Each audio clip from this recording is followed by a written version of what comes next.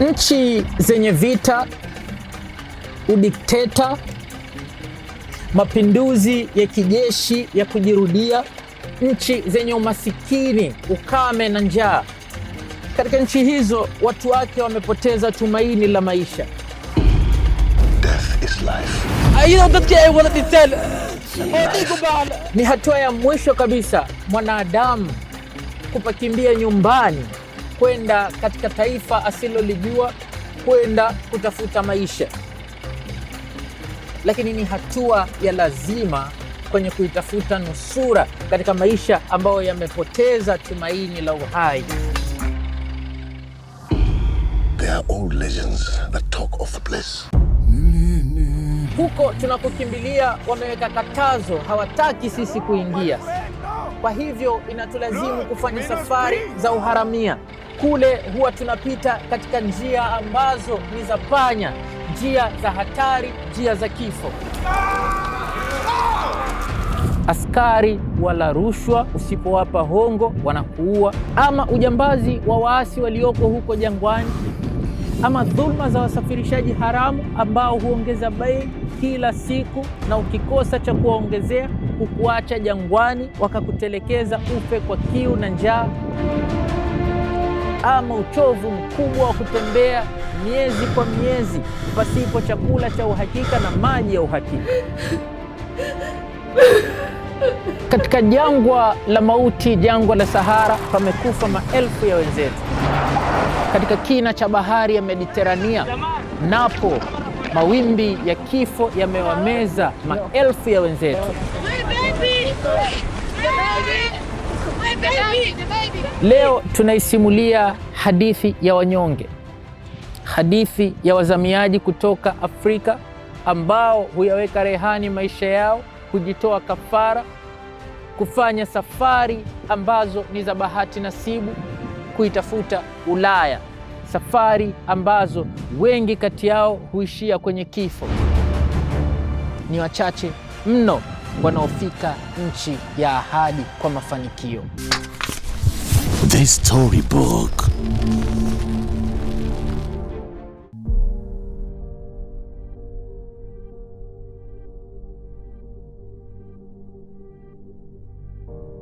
Maisha ni safari ya mateso.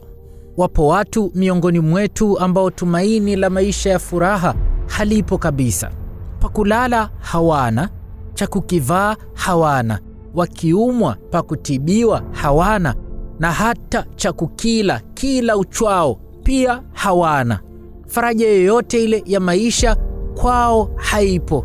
Mbali na kifo, maradhi, ulemavu, kesi na kufungwa, umaskini ni adha nyingine ya mateso makubwa, pengine yasiyovumilika kwa mwanadamu. Ni kawaida huku Afrika, hasa vijana wakiwa na ugumu wa maisha wa kukatisha tamaa. Imani yao ni kwamba wakimbie nchi hizi zetu za Afrika, wakiamini umaskini uko hapa. Imani yao ni kwenda nchi za kitajiri. Hapa Tanzania vijana hukimbilia sana Afrika ya Kusini, wenyewe hupaita Sauzi. Lakini nchi zenye vita na uchumi uliokufa kabisa, kwa wananchi inapofikia swala la kuzamia ughaibuni, si kwamba huwa ni jambo la vijana tu, bali familia nzima hujikusanya mara nyingine na kuamua kukimbilia nchi za Ulaya. Safari hizi za kuzamia mataifa mengine, kama zile za kukimbilia hayo mataifa ya Ulaya, huwa ni safari ambazo ni za kinyume cha utaratibu wa safari za nje ya nchi, ni safari za kinyume cha sheria. Kikawaida hawa watu wanaozamia hutumia njia za panya kupenya kiujanja mkubwa mpaka kuingia hayo mataifa wanayoyakimbilia. Hizi njia za panya wanazozitumia huwa ni njia za hatari kubwa sana na mateso makali, na si mara zote huwa wanafanikiwa, na inapotokea wakakamatwa, hatima yao huwa ni mbaya sana.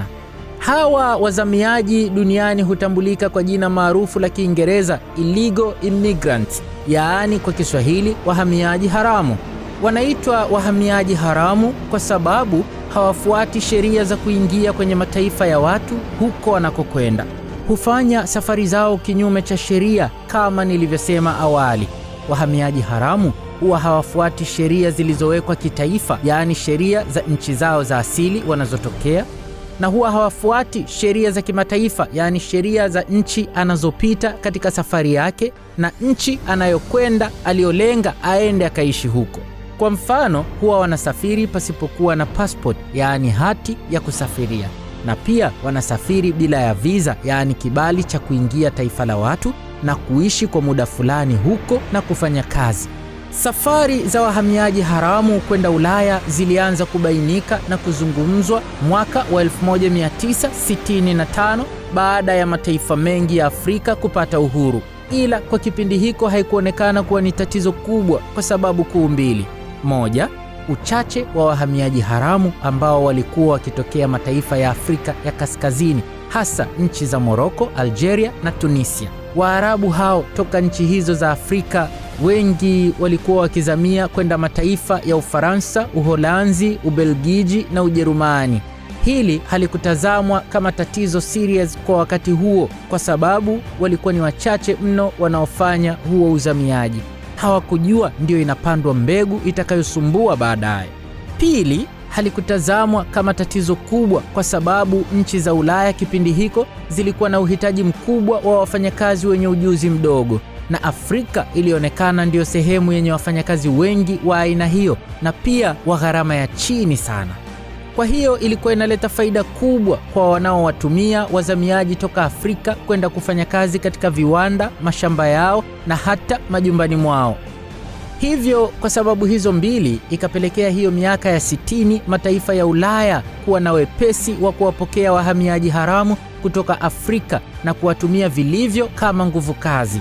Na ili wasirudi makwao baada ya kujitengenezea kiasi kikubwa cha fedha cha kuweza kujitegemea, wakawa wanaruhusiwa kuzihamishia familia zao ziende huko Ulaya, waende wakaishi nazo. Miaka ikasonga kwa namna hiyo mpaka ilipofika miaka 1980. Wahamiaji haramu wa kutokea Afrika ya Kaskazini wakapanua wigo wa mataifa ya kwenda kuzamia. Sasa kwenye mkeka wao wakaongeza mataifa mawili, taifa la Hispania na taifa la Italia. Huko nako kulikuwa na ajira nyingi za kazi zisizohitaji ujuzi. Muhimu tu uwe na nguvu na ukubali mshahara kidogo. Na huko nako Hispania na Italia nako wakawa wanapokewa vizuri. Miaka michache mbele, ikiwa ni mwanzoni mwa miaka 1990, Hispania na Italia ikaanza kuona wahamiaji haramu ni tatizo kutokana na mambo makuu mawili ambayo: moja, kuongezeka kwa wahamiaji haramu na kuwa wengi sana kiasi wakazidi kupitiliza ile idadi wanayohitajika kufanya kazi viwandani, mashambani na majumbani. Ikumbukwe pia wale ambao waliruhusiwa kuhamishia familia zao huko Ulaya nao sasa wakawa wanazaliana kwelikweli kwa wingi. Na mnawajua Waarabu kwenye swala la uzazi wa bandika bandua, basi hapo wazungu wakaanza kupata hofu. Mbili, ijulikane Italia na Hispania ndio mataifa yanayotumika zaidi na wahamiaji haramu kama njia kuu za kuingilia Ulaya, kutokana na mataifa hayo kuwa na ukaribu zaidi wa kijiografia na mataifa ya Afrika ya Kaskazini. Sasa shida ikaja. Italia na Hispania mwanzo waliona hapo kwao wale wahamiaji haramu wanapita tu, ila sasa wengine wameanza kuwa wanabaki hapo hapo na kutaka kufanya kazi hapo na kuishi hapo. Mwanzoni hawakuona shida sababu walikuwa wachache tu wanaosalia na kukaa pale kwao, ila sasa wimbi la ongezeko lao ni kubwa sana na inaanza kutia shaka. Sasa Hispania na Italia wakaamua kuchukua hatua kadhaa za kukabiliana na janga hili jipya kwa wakati huo, miaka ya 80. Cha kwanza kabisa, wakaweka msisitizo, huwezi kuingia nchini kwao na kuishi bila ya kuwa na visa, tofauti na ilivyokuwa zamani. Sasa ikawa ili ufanye kazi na kuishi nchini mwao, ili kupasa wewe mgeni uwe na visa, kibali cha kuishi na kufanya kazi. Hii ilitegemewa kuwa suluhisho, lakini ndiyo ikapelekea tatizo kuwa kubwa zaidi ya ilivyotegemewa, na ndicho tunachokishuhudia mpaka hii leo, karne ya 21. Je, ni kipi hicho tunachokiona leo katika hili jambo la wahamiaji haramu? My storybook.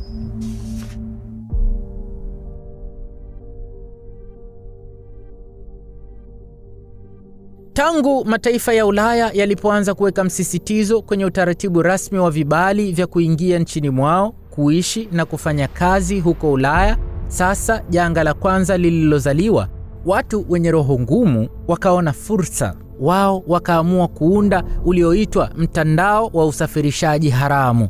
Kwa vile sasa safari za kutoka Afrika Kaskazini kuzamia kinyemela kwenda Ulaya zimekuwa ngumu, wakaibuka watu ambao wao wakatengeneza namna ya kukuingiza Ulaya katika njia zisizo rasmi na utafika bila ya kuwa na hiyo visa.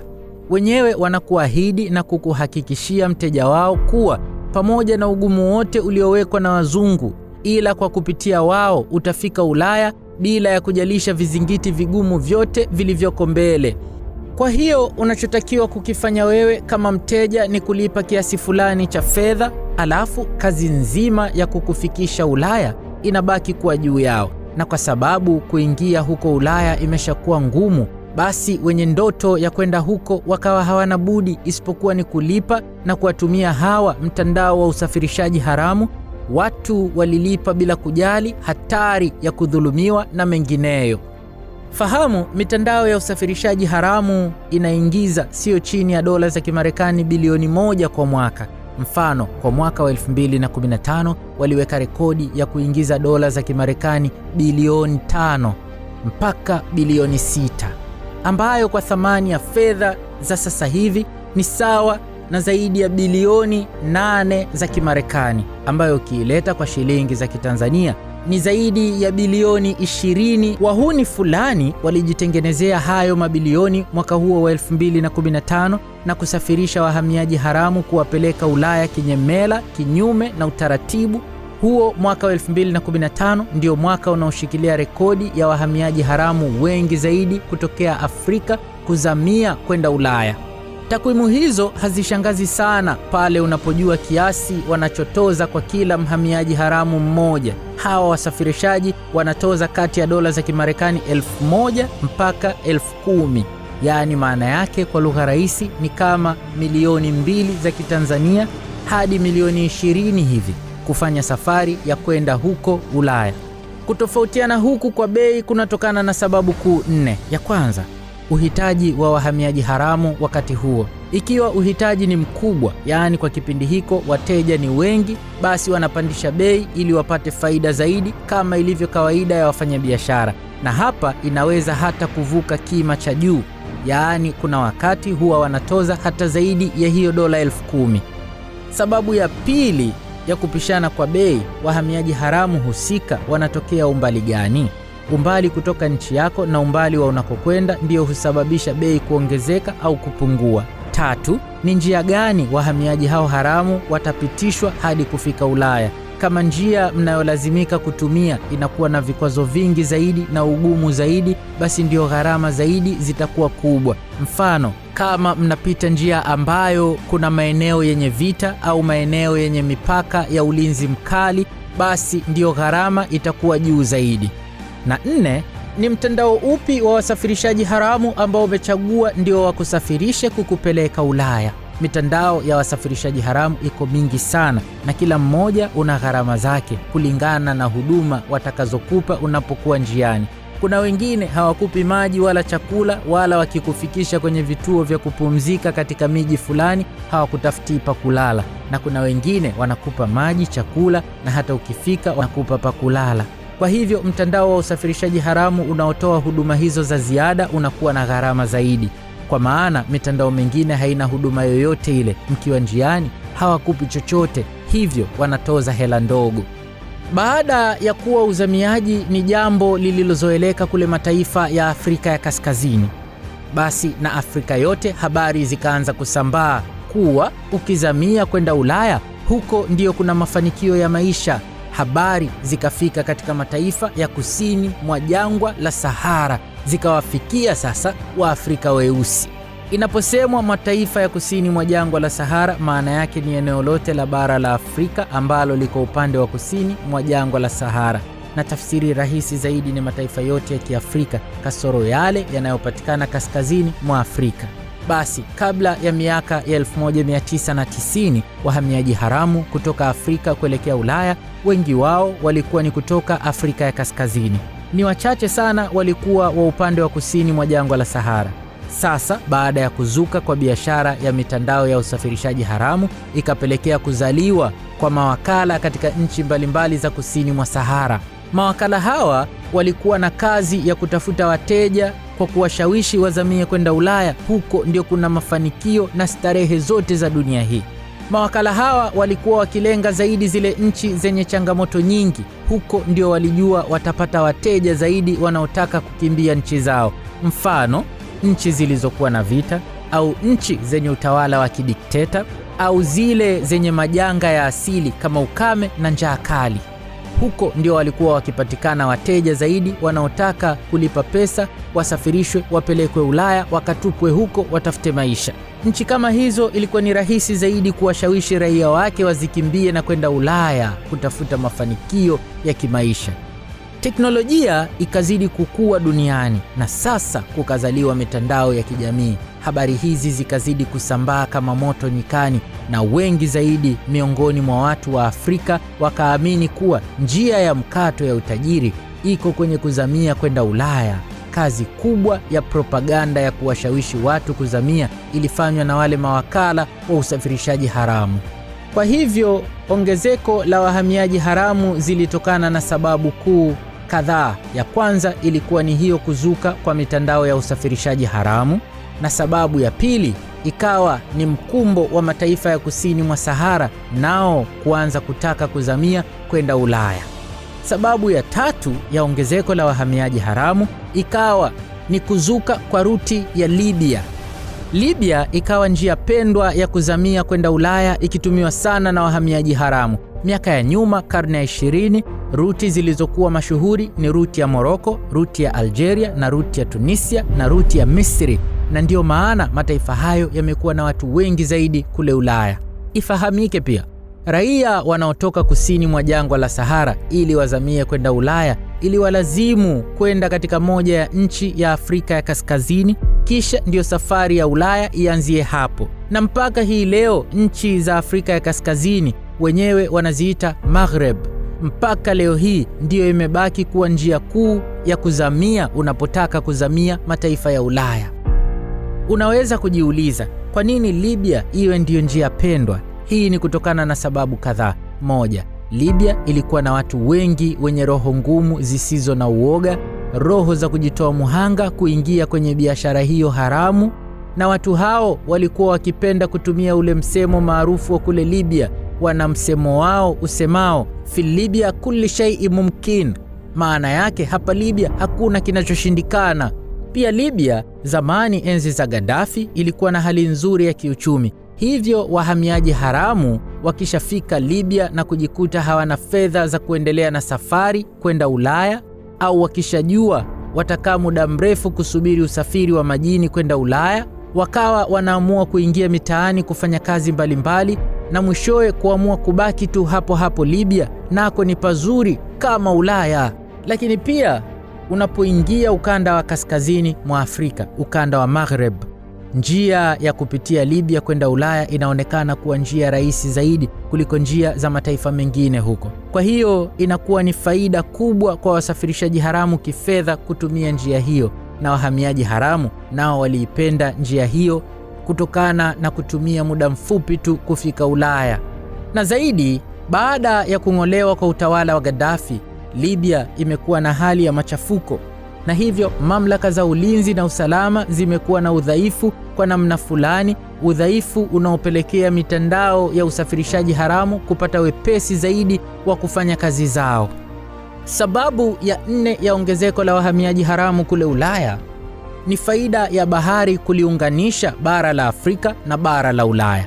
Bahari ya Mediterania inapatikana katika nchi nyingi za kaskazini mwa Afrika na nchi nyingi za Ulaya ambazo wahamiaji haramu huwa wanalenga kwenda au kuzitumia kama upenyo wa kuingilia Ulaya.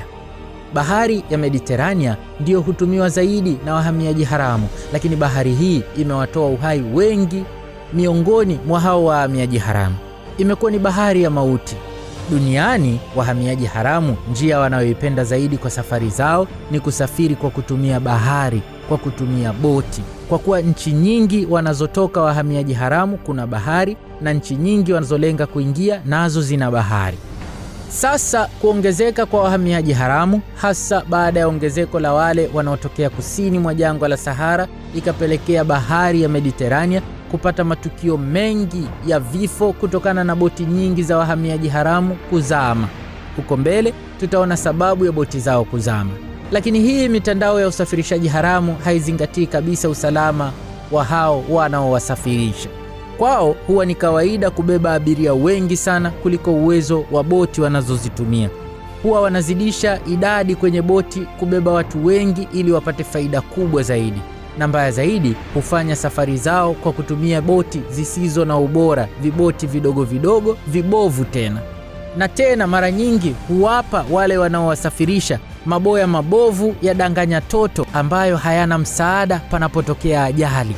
Mbaya zaidi, hizo nchi wanazokwenda pia kuzamia huwa zinafanya doria katika bahari kuwabaini wahamiaji haramu wanapokuwa wanakwenda kwao. Na askari hao wa doria inasemwa kuwa mara nyingi wanapozionaga hizo meli za wahamiaji haramu huwa wanaamua kuzipindua na kuwazamisha wote wafie huko huko baharini, wanamalizana nao hivyo kikatili kabisa. Nani atakayejua? Kesi kama hizo zimeripotiwa sana na kusimuliwa na baadhi ya wahamiaji haramu ambao meli zao zilipinduliwa ili wafe, lakini kwa bahati walifanikiwa kupona. Kwa sheria za kimataifa ni kosa kubwa sana kuwazamisha watu baharini, haijalishi ni wahamiaji haramu au la. Huo ni ukatili na mauaji ya kukusudia, kwa maana zipo taratibu na sheria za kufuatwa pale wanapokamata boti zenye wahamiaji haramu.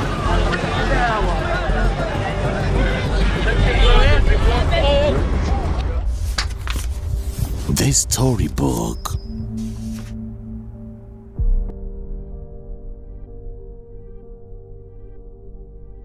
Wahamiaji haramu wa kusini mwa jangwa la Sahara wanatokea pande zote, yaani mataifa ya Afrika ya Magharibi, mataifa ya kusini mwa Afrika, mataifa ya Afrika ya Kati na mataifa ya Afrika ya Mashariki. Ila wengi wao wanatokea zaidi mataifa ya Afrika ya Magharibi. Alafu inafuatia Afrika ya Mashariki ambako inawakilishwa zaidi na mataifa mawili, Eritrea na Somalia. Ukiangalia hali ya mataifa hayo ya Afrika ya Magharibi na hali ya mataifa ya Somalia na Eritrea, unapata picha kwa nini zimekuwa na wahamiaji haramu wengi. Mengi kati ya mataifa hayo yana vita, mengine yana majanga ya asili kama ukame na njaa. Mengine hasa mataifa ya Afrika ya Magharibi yana majaribio mengi ya mapinduzi ya kijeshi, umasikini mkubwa, tawala za kidikteta, ukosefu mkubwa wa ajira na kadhia zingine nyingi. Sasa mitandao ya usafirishaji haramu inajua hali za mataifa hayo na matamanio ya wananchi wake kuzamia ughaibuni.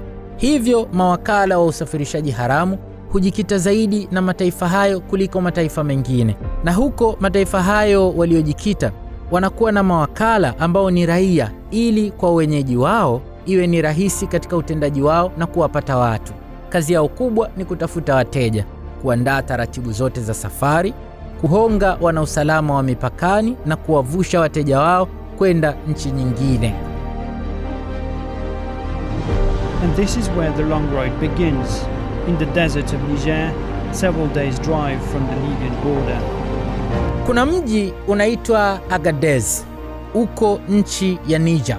Kwa miaka mingi mji wa Agadez ulikuwa ukisifika na kujulikana kwa shughuli za utalii. Ila baada ya kuja kwa biashara ya usafirishaji wahamiaji haramu, hasa wa kutokea kusini mwa jangwa la Sahara, sifa na kujulikana kwa mji huo kukabadilika na kuwa maarufu kama kituo kikuu cha kusafirisha wahamiaji haramu. Inasemwa kwa sasa uchumi wa mji wa Agadez unabebwa sana na shughuli za kusafirisha wahamiaji haramu, na toka imekuwa kituo kikuu cha wahamiaji haramu, maendeleo yamekuwa makubwa kuliko wakati mwingine wowote ule. Kwa hiyo kama kuna nchi inabidi upite kabla ya kufika Agadez, basi mtandao wa usafirishaji haramu unakuwa na mawakala. Kwa hivyo kiutaratibu sasa, kama unatokea nchi nyingine ambayo itabidi upite nchi fulani kabla ya kufika mji wa Agadez kule Niger, ambako ndio kitovu cha biashara ya kusafirisha watu kuzamia kwenda Ulaya. Basi mtandao wa usafirishaji haramu unakuwa na mawakala katika kila nchi hizo kwa ajili ya kukupokea na kuhakikisha wanakuvusha kutoka nchi moja kwenda nyingine. Wakala wa nchi fulani atakuhendo unapokuwa ndani ya nchi ile, kisha akikutoa kukuvusha mpaka anakukabidhi kwa wakala mwingine wa nchi inayofuata, naye atakutembeza mpaka umalize nchi hiyo, na unapovuka mpaka kwenda nchi inayofuata anakukabidhi kwa wakala mwingine. Wametengeneza mnyororo wa mawakala ambao watakusafirisha toka nchi moja mpaka nyingine, hatimaye mpaka uende ufike katika mji wa Agadez kule Niger. Mara chache sana kwa wahamiaji haramu kusafiri wenyewe hadi kufika Niger bila ya kusaidiwa na mtandao wa usafirishaji haramu. Ila kutoka pale mji wa Agadez kwenda Maghreb, yaani mataifa ya Afrika ya Kaskazini, hakuna anayesafiri bila msaada ama usimamizi wa mtandao wa usafirishaji haramu. Sasa wahamiaji haramu wakiwa wamefika salama pale Agadez, watakaa kwa siku kadhaa wakisubiri safari. Watasubiri kutegemeana na kutimia kwa idadi yao inayopaswa kutimia ili waanze safari, na wakati huo wanakuwa wakisubiri maandalizi mengine yanayofanywa na mtandao wao wa usafirishaji unaosimamia safari yao. Kwa hivyo kwa wakati huo wanasubiri safari, huwa wanatafutiwa malazi pa kulala kama iko ndani ya malipo walioyafanya, au kama haipo basi wenyewe watalazimika kutafuta pa kulala, ambapo wengi wao hulala nje kama chokoraa ili kubana matumizi na kukimbia joto la vyumba ambako wamekusanywa wengi kwenye madanguro ya kuficha wahamiaji haramu. Siku ya safari kuelekea mataifa ya Afrika ya Kaskazini ikifika, mnaitwa na kupakizwa kwenye gari zenye uwazi nyuma, mfano pickup, na kuanza safari ngumu ya kuvuka jangwa la Sahara ili kufika nchi mojawapo kati ya mataifa ya Afrika ya Kaskazini. Na safari hizo huanza usiku mzito, tena huku taa za gari zikiwa zimezimwa ili kuepusha kuwastua askari wanaoweza kukutana nao njiani. Huwa ni safari ya kutisha sana na ngumu, safari ya usiku mzito. Mmejazwa wengi mno kwenye pickup, mmebanana. Gari inaserereka kwenye mchanga wa jangwa huku ikiwa imezimwa taa, tena ikiwa katika mwendo mkali mno, na gari yenyewe ni mbovu. Mara nyingine itembee, mara izimike ghafla, ianze kusukwasukwa kutengenezwa.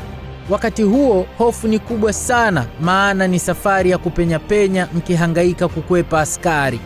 Kukicha mchana, jua la jangwani ni kali mno na joto lake ni la kuunguza sana, na hapo maji hakuna pa kuyapata. Njaa ikiuma, chakula ni ngumu kukipata. Upepo wa jangwani ni mkali na hurusha mchanga ambao ukikutandika usoni au mwilini huichakaza ngozi yako na kuichubua kwelikweli. Safari hizi za jangwani huwa ni ngumu zaidi kwa wahamiaji haramu kuliko hata zile za baharini kule Mediterania. Kwa mujibu wa takwimu za Umoja wa Mataifa, wahamiaji haramu wengi hufariki wakivuka jangwa la Sahara kuliko bahari ya Mediterania. Vifo vinavyotokea jangwani ni mara 2 ya vifo vinavyotokea baharini. Vifo hivyo ni vingi sana. Mfano, kwa mujibu wa takwimu za International Organization of Migration IMO zinasema mwaka wa 2024 ndio mwaka ambao katika safari za wahamiaji haramu wamekufa watu wengi zaidi, na idadi ilifika vifo 8983. Unaweza kujiuliza, kwa nini inakuwa hivyo? Kwa nini wafe wakati wa safari hizo? Jibu ni kwamba, 1, idadi ya wahamiaji haramu wanaojazwa ndani ya gari moja la pickup huwa ni kubwa sana kupita kiasi. Mfano, kwenye gari yenye uwezo wa kubeba watu 8, mtandao wa usafirishaji haramu wanaweza kupakia mara 2 ya idadi hiyo. Yaani gari ya kubeba watu 8 hupakiwa watu 15 hadi 30 wakati mwingine.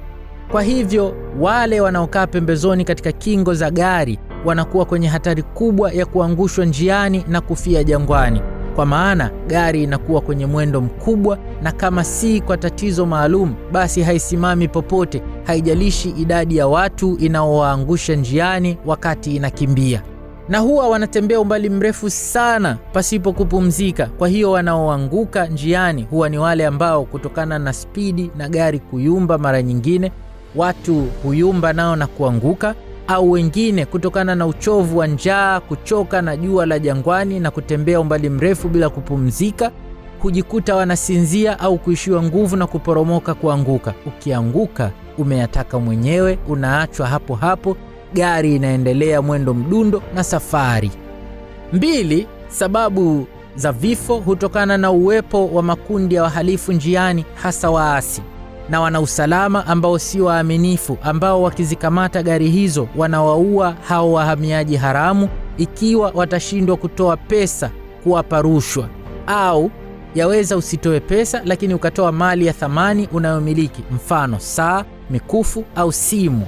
Askari hao au wahalifu huwaua hao wahamiaji haramu wakiamini wamegoma kutoa mali zao na wamezificha sehemu za siri, kwani mara nyingi huzibeba fedha ama mali ambazo ni lazima ziwe kianzio cha maisha huko wanakokwenda, na wao wanakitaka hiko kianzio chako cha maisha, na wao wakaanzie maisha nyumbani kwao. Na mara nyingi unakuta ambush hizo wanazokuwa wanapigwa inakuwa ni mpango wa njama tu uliopangwa kati ya makundi hayo ya majambazi au waasi au askari wasio waaminifu, wakishirikiana na mtandao wa usafirishaji haramu, kwa maana wanajua hata kama watakubana wewe wakukabe utoe pesa kiasi wakakuua, hakuna yoyote atakayefuatilia wala kujali.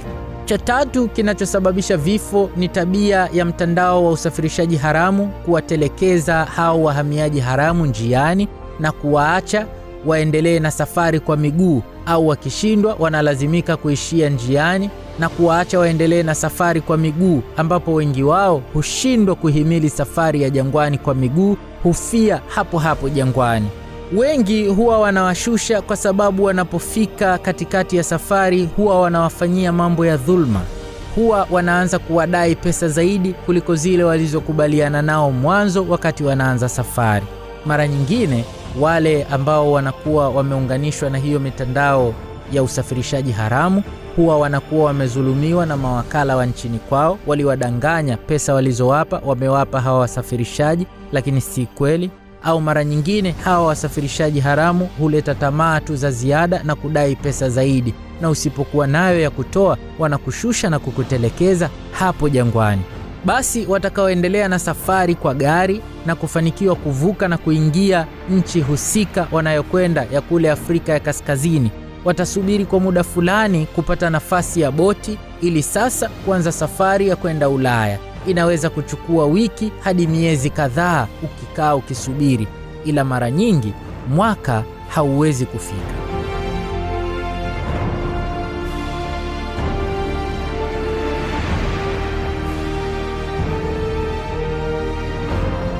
Inapofika wakati wa kuanza safari za baharini kuikatiza bahari ya Mediterania kuitafuta Ulaya, safari yake nayo huwa ni ngumu. Kwenye kuvuka bahari ya Mediterania kuna ruti 3 ambazo: 1, njia ya magharibi ya Mediterania. Hii inaanzia mataifa ya Algeria na Morocco kuelekea Ulaya, ambapo utaingia Ulaya kupitia taifa la Hispania.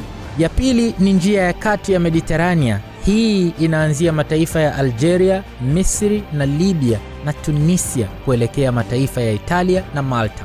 Na njia ya 3 ni njia ya mashariki mwa bahari ya Mediterania, ila njia hii mara nyingi haitumiwi na Waafrika, inatumiwa na wahamiaji haramu kutoka bara la Asia kuelekea Ulaya katika mataifa ya Ugiriki na Cyprus. Katika ruti 3 hizo, ruti ya mashariki na ruti ya kati ndio hatari zaidi, ambazo ndio vifo vingi zaidi hutokea. Sasa nafasi ya boti ikishapatikana kwa kundi la wahamiaji haramu fulani, mmoja wapo atachukuliwa na kuelekezwa jinsi gani ya kuendesha boti, maelekezo machache ya dakika chache tu hapo hapo, na anaelekezwa pa kuashia boti ni hapa, na ili iende mbele fanya hivi, na uelekeo wa kwenda geukia huku.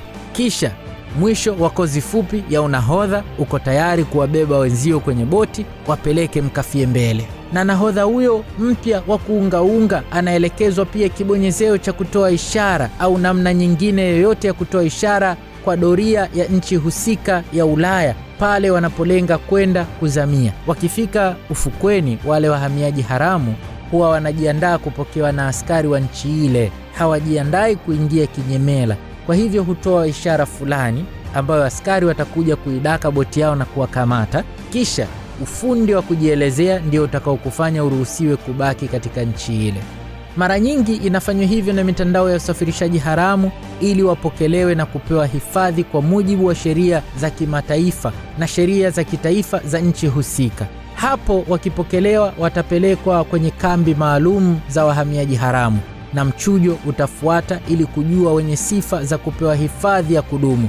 Mfano, wenye matishio ya kuuliwa na mamlaka au serikali za huko walikotoka watapokelewa na kupewa hifadhi ya kudumu katika taifa hilo.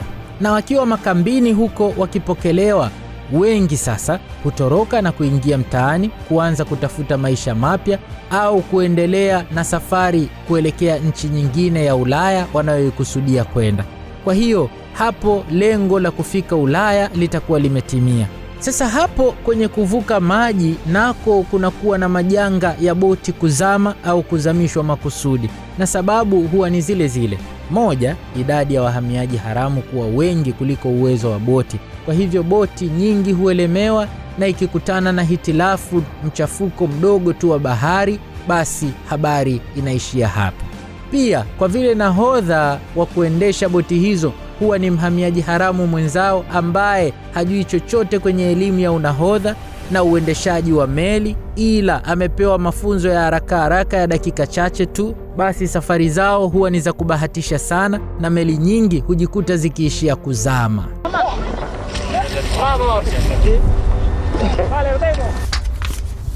The Storybook.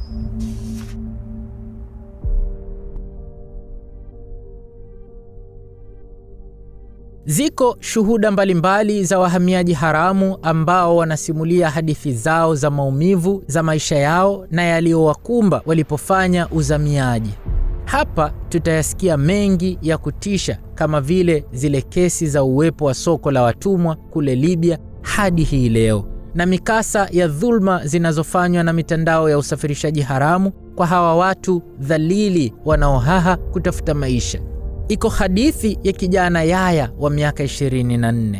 Hapa nifafanue jambo moja kidogo.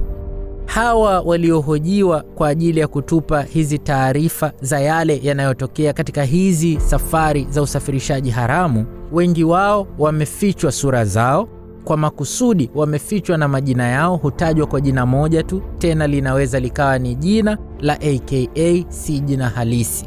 Hii ni kutokana biashara hii ya usafirishaji haramu ni hatari mno, na unapoiingilia kutoa siri zake, mara nyingi hatima yako huwa ni kifo. Kwa hivyo wengi katika wale ambao wanasimuliaga yale walioyapitia huko hufichwa identity zao. Basi iko hadithi hii ya kijana Yaya mwenye umri wa miaka 24 aliyekwama katika mji wa Agadez kule Niger.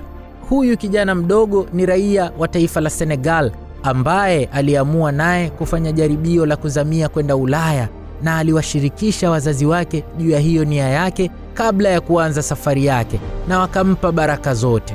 Sababu kuu iliyomsukuma Yaya kufanya hivyo ni kuzuka kwa mapigano kati ya waasi na majeshi ya serikali, na hivyo kama familia ikapelekea kupoteza mashamba waliokuwa wakiyategemea kuendesha maisha yao. Yaya ambaye ni mtoto wa kwanza tena wa kiume katika familia yao, akafikia maamuzi ya kutaka kwenda kujaribu kutafuta maisha Ulaya, ili akishafanikiwa kimaisha aweze kuisaidia familia yake. Basi mara moja familia wakaanza kudunduliza fedha za safari hiyo, na iliwachukua mwaka mmoja kutimiza kiasi cha pesa CFA 200,000 ambacho ni sawa na dola za Kimarekani 332. Yaya aliamini pesa hiyo itamtosha. Kwa bahati mbaya hakufanya utafiti sahihi ni kiasi gani cha fedha anachotakiwa kuwa nacho kitachoweza kumsafirisha kutoka hapo alipo mpaka kufika Ulaya. Basi akaungana na vijana wengine kutoka kijijini kwao, kwa pamoja wakaanza safari wanaitafuta Ulaya. Na hawakutumia mtandao wowote wa usafirishaji haramu. Kama wangetumia mtandao wa usafirishaji haramu, basi wangepewa makadirio ya fedha wanazotakiwa kujiandaa nazo. Safari ilipoanza, iliwabidi kutoka Senegal kwanza kuelekea taifa la Mali.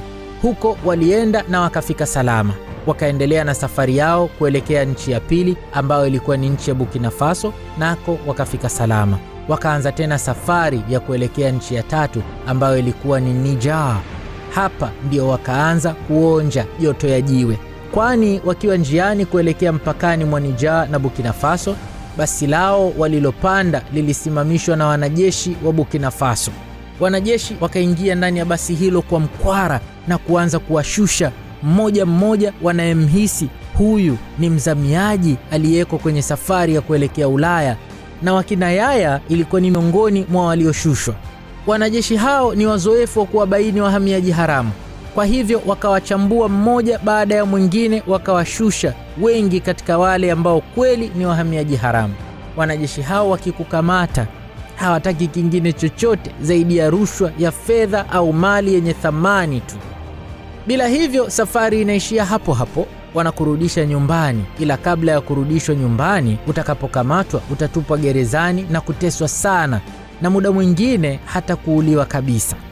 Ziko habari za watu waliokamatwa kisha unachukuliwa mfuko wa nylon halafu unaunguzwa kwa moto, au mpira unaunguzwa kwa moto. Ule uji wake wa moto unavomwagika unamwagiwa kichwani, ukiteswa namna hiyo.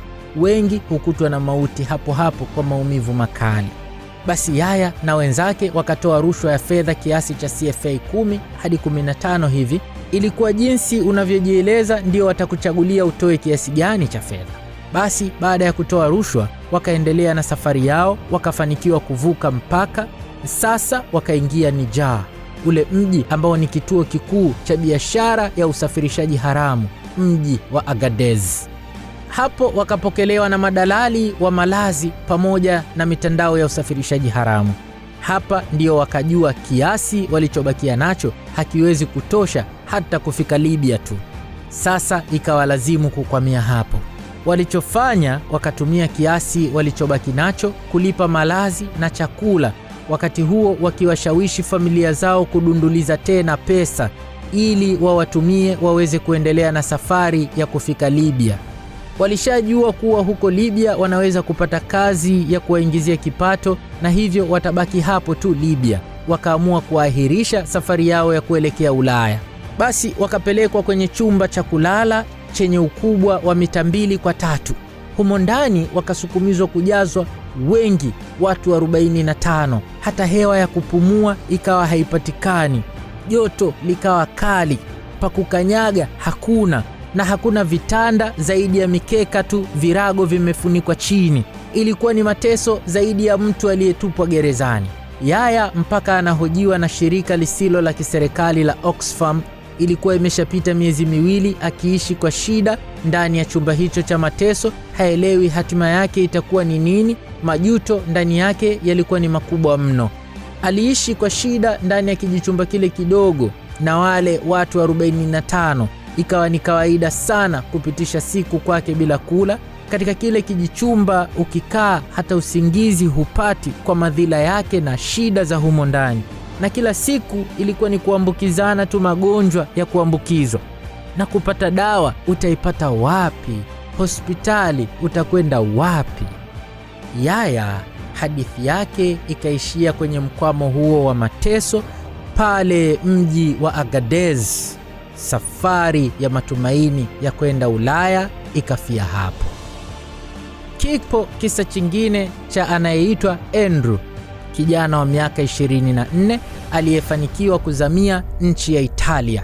Alikuwa ni kijana raia wa Nigeria anayetokea jimbo linaloitwa Edo. Andrew, ndoto yake ya kuhamia Ulaya ilianza baada ya kufeli na kushindwa kuendelea na masomo ya chuo kikuu. Akaona bora akajaribu kutafuta maisha huko Ulaya. Pia alikuwa akitamani kwa muda mrefu kwenda Ulaya sababu wazazi wake walikuwa wakiishi Ujerumani. Lakini kwa sababu zisizojulikana, wazazi wao huko Ujerumani walikuwa wakituma tu pesa ya matumizi kwa watoto wao huku Nigeria, lakini hawataki watoto wao watoke Nigeria kwenda kuishi nao huko Ujerumani. Kwa hivyo Andrew alipoamua kutaka kuzamia kwenda Italia, hakuwashirikisha wazazi wake juu ya mpango wa safari hii, akamshirikisha mdogo wake na mchumba wake tu. Andrew safari yake ilikuwa chini ya mtandao wa usafirishaji haramu, na walikubaliana awalipe kiasi cha dola za Kimarekani 1750. Pesa hiyo akaambiwa itamfikisha mpaka Ulaya, na haikumsumbua kuipata pesa hiyo, sababu wazazi wake walikuwa wakidhani kwamba Andrew bado anaendelea na masomo ya chuo. Kwa hivyo wakawa wakimtumia pesa za matumizi chuoni na ada, kumbe yeye yuko mtaani ameshafeli chuo.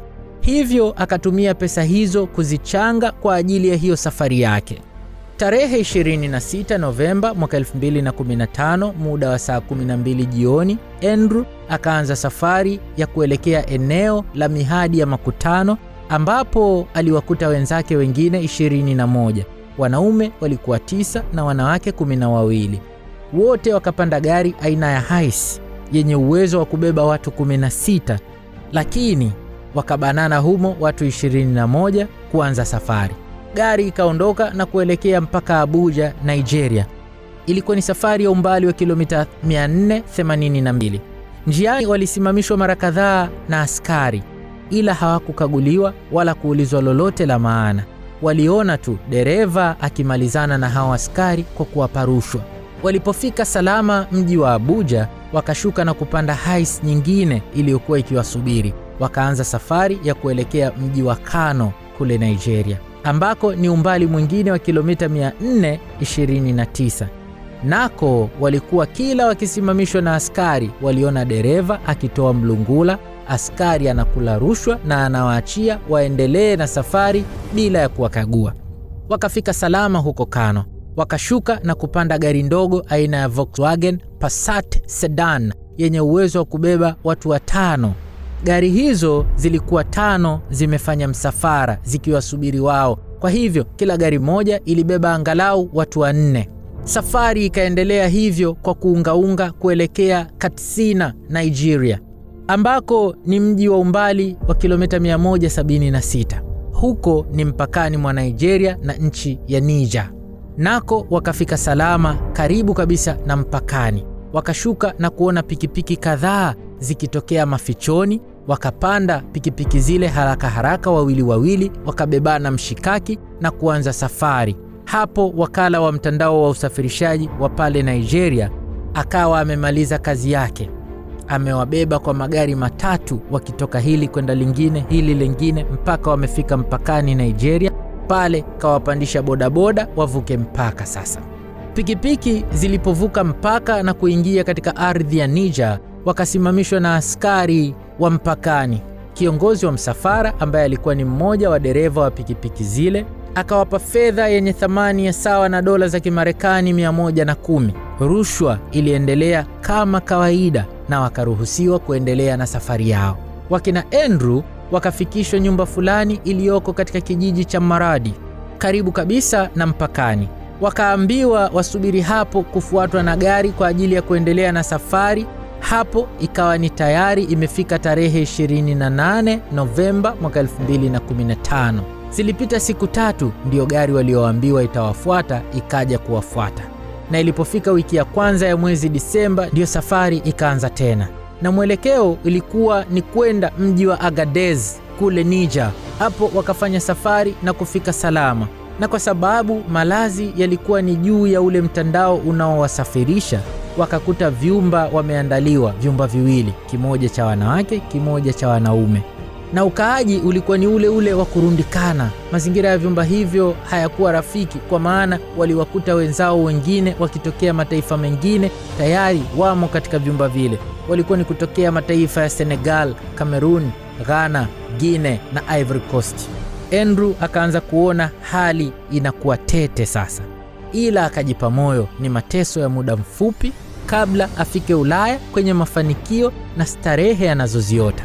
Wiki 2 wakina Andrew alikaa pale mji wa Agadez, na ilimbidi Andrew awe analala nje kama chokoraa ili angalau apate usingizi, kwa maana ndani ya vyumba vile hakukaliki. Hali ni mbaya mno, msongamano ni mkubwa, harufu ni kali, watu hawaogi na wengine wana magonjwa, usafi haufanyiki. kulikuwa na kila aina ya kadhia. Ulikuwa wakati mgumu sana kwake, ikizingatiwa chakula walikuwa wakijitegemea na pesa aliyobeba tayari imebakia kidogo sana. Hofu ni kwamba pesa hiyo isije kuisha kabla hawajafika huko Ulaya. Hana pengine pa kupata fedha. Siku moja gari aina ya pickup ikafika na kuwapakia zaidi ya watu 25. Akashangaa sana sababu humo ndani walipopakiwa kwenye gari hiyo kulikuwa kumepakiwa madumu ya mafuta na madumu ya maji kwa ajili ya kufanikisha safari kuvuka jangwa kuitafuta nchi ya Libya. Safari mpya kutoka pale Niger kwenda Libya. Wanawake na watoto waliwekwa katikati ya ile bodi ya pickup, huku wanaume wakikaa pembezoni mwa ile bodi ya pickup kule nyuma.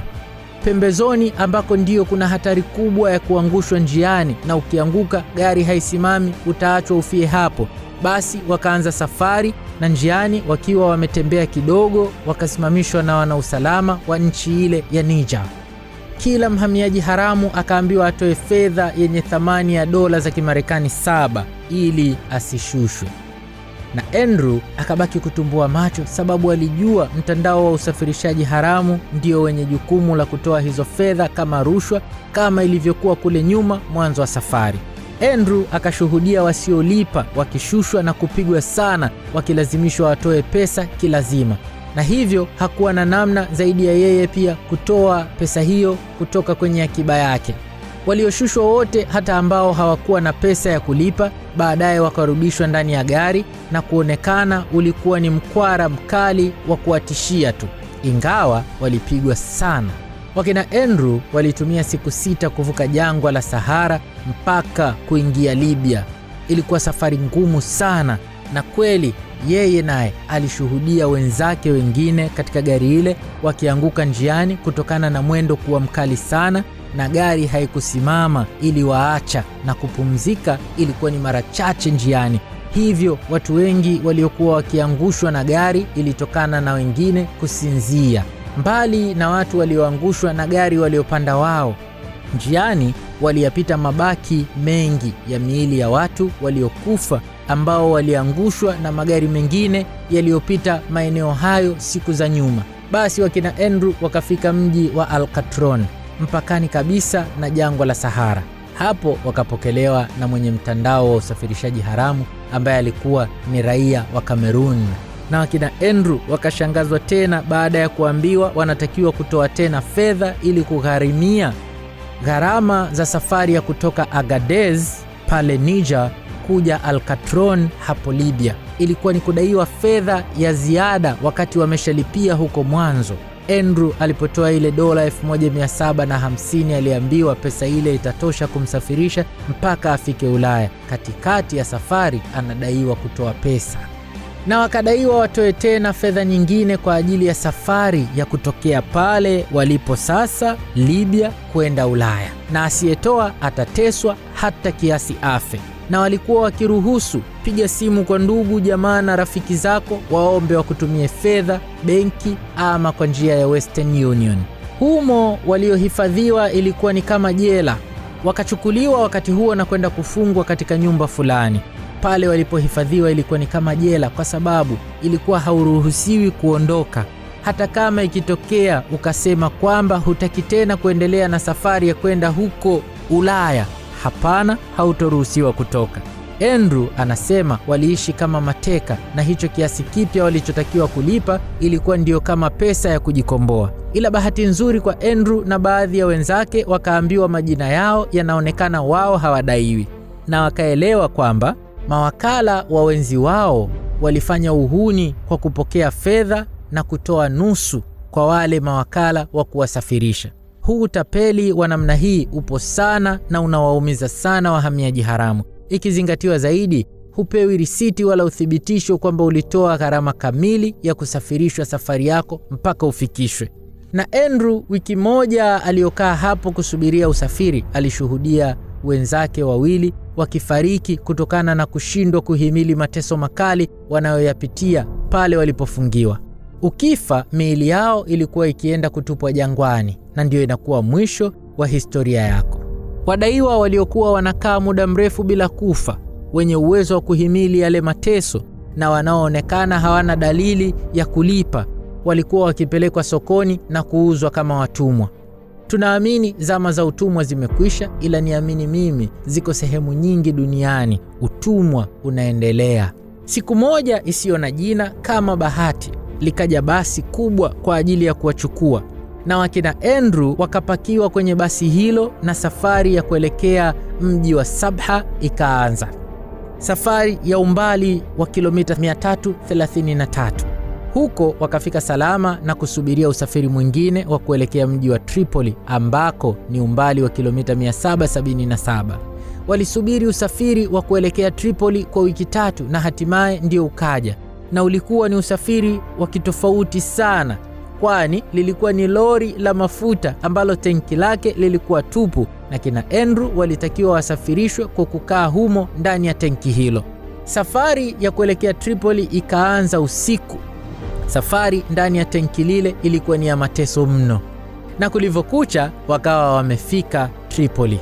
Waliposhushwa toka katika lile tenki la mafuta, wakakuta gari kadhaa aina ya Hyundai zikiwasubiri. Wameungaunga magari mengi, lakini yalikuwa ni mikweche mibovu, ila hapo sasa ndio angalau wakapanda gari zuri, maana hizo Hyundai zilikuwa ni toleo jipya. Safari ilikuwa mwelekeo nje ya mji wa Tripoli, katika maskani kuu ya mitandao mbalimbali ya usafirishaji haramu. Wakafika salama, wakapatiwa vyumba cha wanaume na cha wanawake, na vilikuwa na nafuu kubwa kulinganishwa na vile vyumba walivyopewa kule Agadez. Kiufupi, vyumba vyote walivyoishi Libya vilikuwa vinalalika kwa sababu vilikuwa ni vikubwa na walikuwa watu ni wachache, angalau si wengi sana. Hapo wakina Andrew wakakaa mwezi mzima kusubiri usafiri wa kuwapeleka mji wa pwani ya Sabratha, ambako ni kilomita 76. Walipofika mji huo, sasa ndio hapo walitakiwa waanze safari ya boti kuanza kuitafuta Ulaya. Walipofika hapo, Andrew akaambiwa anadaiwa gharama ya kumtoa miji yote waliopita nyuma, pamoja na gharama ya kumpeleka Italia. Akakumbuka kilichowakuta wenzie kule Alcatron na kujua sasa ni zamu yake. Wakala wake wa Nigeria kamfanyia uhuni, hakulipa pesa kamili inayomfanya afike mpaka Italia. Alilipa pesa ambayo inaishia pale Libya. Hapo Libya sasa anatakiwa atoe pesa ya kumsafirisha ndani ya miji ya Libya na ya kumsafirisha kutoka hapo Libya kwenda Ulaya, na bahati mbaya kwake hakuwa na hicho kiasi alichotajiwa anatakiwa kutoa. Ilikuwa ni dola za Kimarekani 2500, na akikumbuka hajawashirikisha wazazi wake, akawa akizidi kuchanganyikiwa zaidi, kwani ni nani atamuomba msaada? Akawaomba wale wanaomdai awasiliane na ndugu zake walioko Nigeria ili wamtumie hiyo fedha wanaomdai. Bahati mbaya kwake, mdogo wake na yule mchumba wake hawakuwa na hiyo fedha wala namna ya kuweza kuipata kwa haraka. Hapo akajikuta amebakia na chaguo moja tu la kuwakimbilia wazazi wake kuwaomba msaada. Alipokuwa akichelewa kuipata fedha ile, mateso yakaanza dhidi yake, pamoja na vitisho vya kwamba watampeleka wakamuuze kama mtumwa. Andrew akainua mikono juu na kuwapigia simu wazazi wake na kuwaeleza ukweli wote. Wazazi wake kwa bahati nzuri walimuelewa na kumtumia hiyo fedha anayodaiwa. Hapo Andrew alikuwa ameshapitishwa kwenye tanuru la mateso kwa siku 10 mfululizo. Basi Andrew akawa huru na kusubiria usafiri wa kumpeleka ufukweni katika kambi ya wahamiaji haramu wanaosubiri boti waanze safari ya kwenda Ulaya. Siku chache mbele usafiri huo ukafika na kuanza safari ya kuelekea huko. Tumaini la kutimiza azma yake likawa kubwa zaidi baada ya kuona ameshafika katika bahari ya Mediterania. Kinachomtenganisha yeye na Ulaya ni bahari ile tu.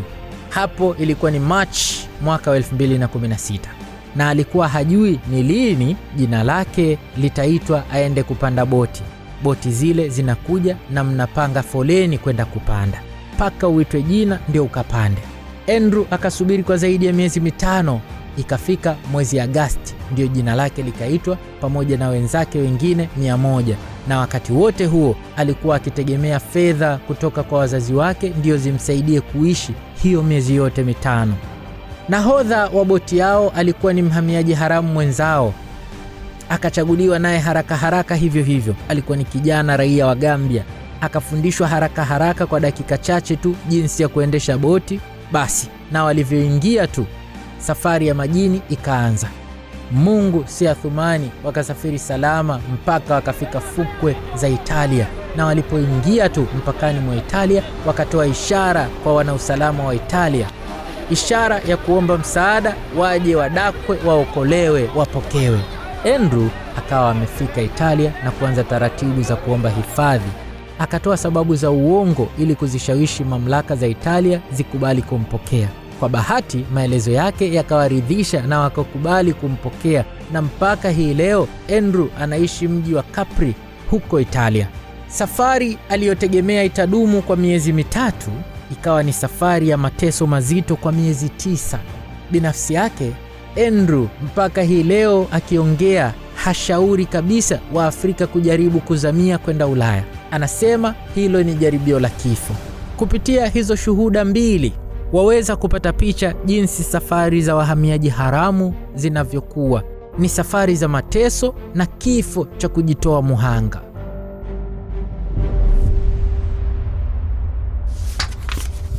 This storybook